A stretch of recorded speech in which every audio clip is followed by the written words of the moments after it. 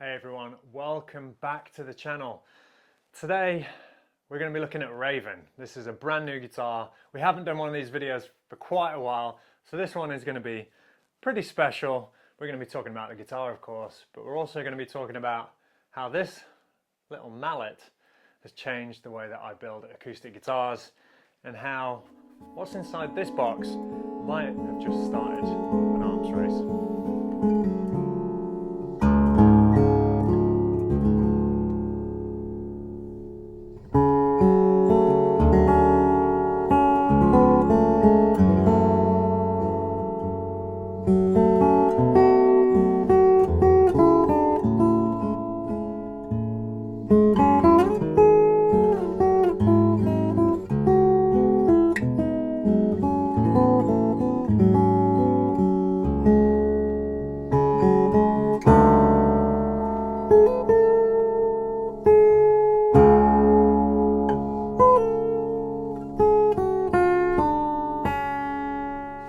So here we have it, Raven, a really lovely Model S, and a guitar that I'm very excited about.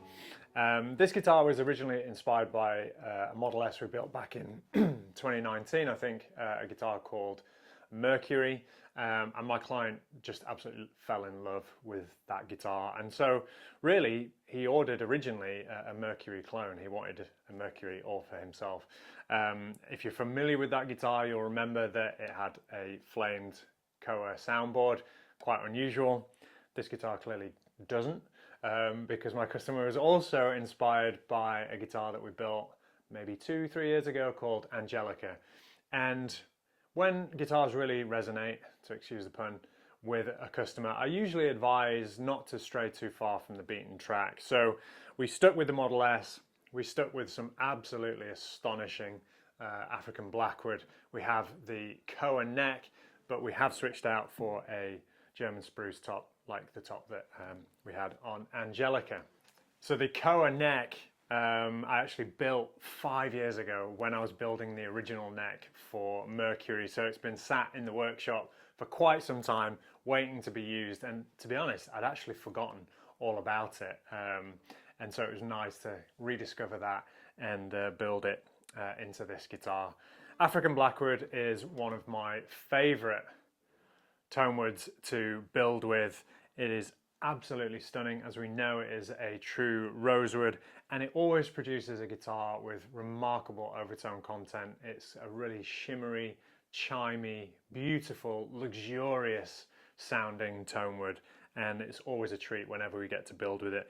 This set is pretty well quarter sawn. We've got some nice kind of characterful inclusions in there, but the color, I wish you could see it under these studio lights, because it is absolutely magnificent. It's really rich, deep, chocolatey brown, with even some bits of purple in there as well. And it's really nicely complemented by the kind of olive green purfling that we've chosen for the binding here as well, and to go around this really delicate little rib bevel, and continued here in the arm bevel as well.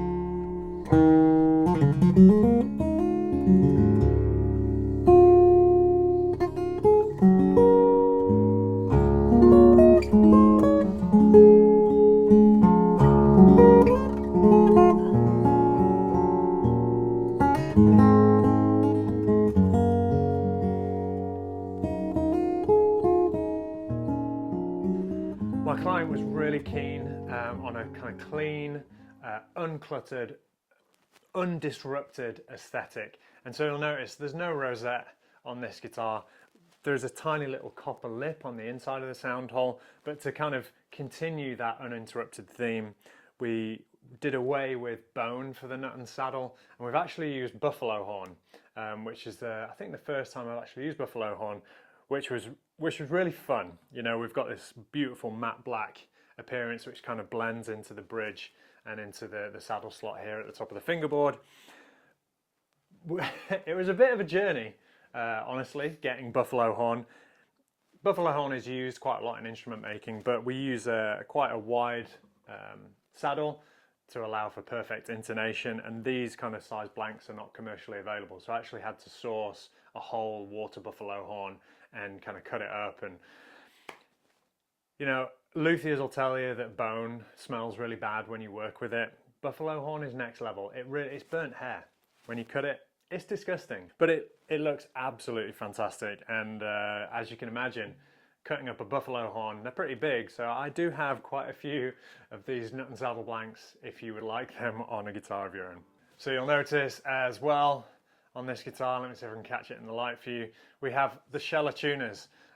Ultra smooth, ultra precise thanks to the bearings that are in the posts of the tuning machines themselves, and of course we have that very special back plate that they've designed for us to mimic the shape of our headstock. We've even customized them further with some stabilized, some resin stabilized burl which has been dyed for the buttons, and that's also matched and carried through on the bridge pins as well. So just another little detail that we've thought of to kind of customize this for our client and to tie in with the aesthetic theme of this guitar.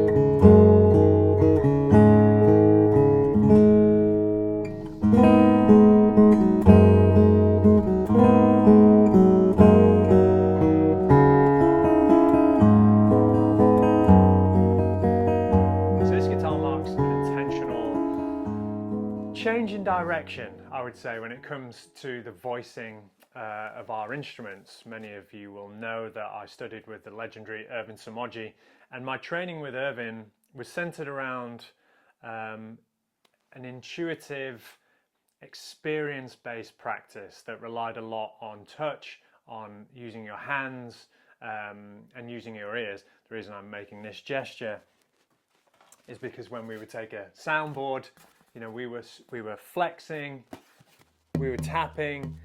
You'll have seen luthiers do this, and luthiers have been doing this for generations. It is a very well-respected and time-honoured practice. So I'm not about to throw the baby out with the bathwater, far from it. But in recent years, I've started to experiment with, started to learn about modal tuning and its application.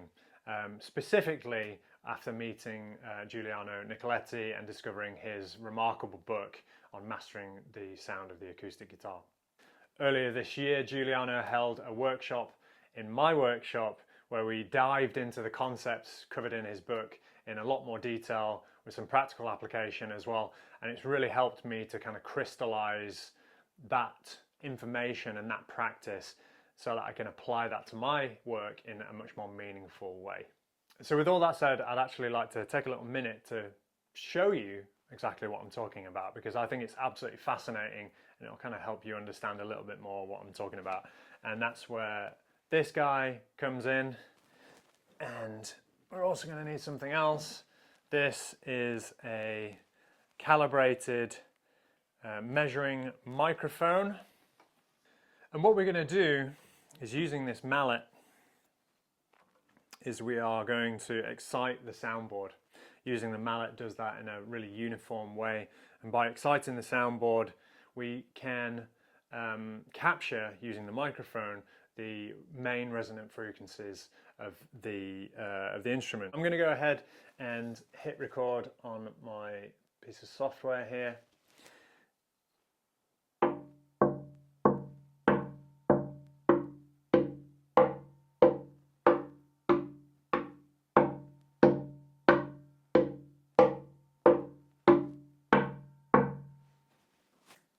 So now that we've taken those measurements, we've excited the soundboard, we've captured that information, and you'll see, looking at the graph, that we have a series of peaks. And these are the peak resonant frequencies, the main resonant modes of the instrument. So we have things like the monopole, the cross dipoles, the long tripoles, lots of tadpoles. We have the resonant frequency of the back, and we also have the resonant frequency of the sound box itself, the air mass inside the instrument.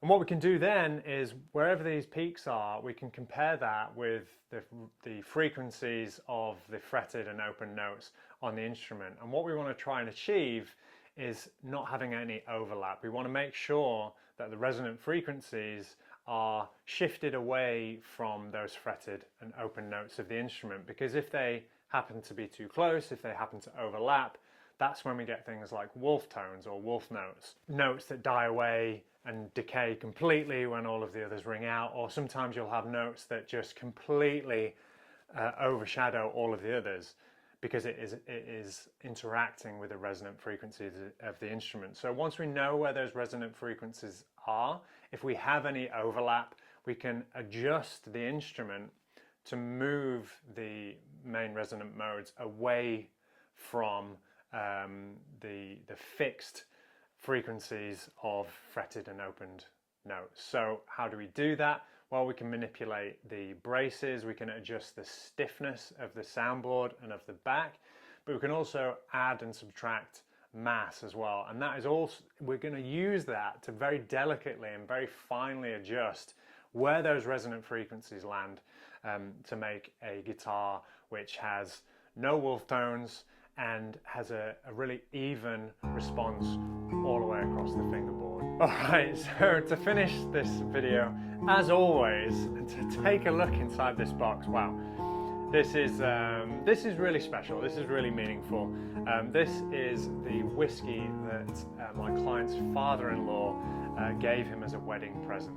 Not this, obviously, not this actual bottle, but this is the same whiskey that was gifted to my client by his father-in-law on his wedding day, which is pretty remarkable. And this is where the arms race comes in, right? Because I've noticed that over the years, my customers know that I like whiskey. They know that I like to pair guitars with whiskey, and the special nature of the whiskey has really elevated over the years, and I feel very, very smug about that, as you can tell. Wow, this is Cavalan single malt Amontillado cask strength. So I should probably drink this with water.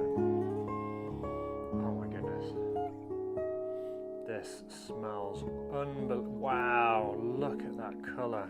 Oh my goodness. So let me know what you think about this guitar, and if you've tried this whiskey, let me know what you think, because I know that